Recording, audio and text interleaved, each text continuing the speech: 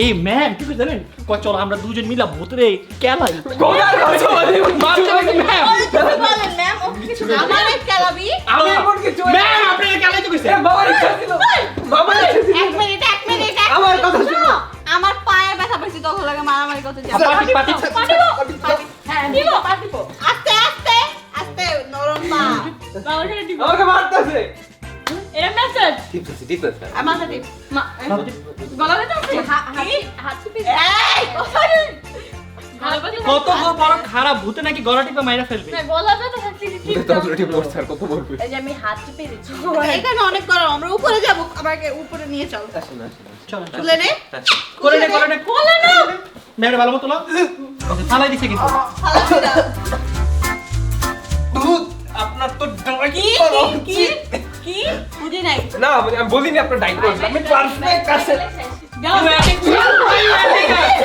পরে যাবো পরে যাবো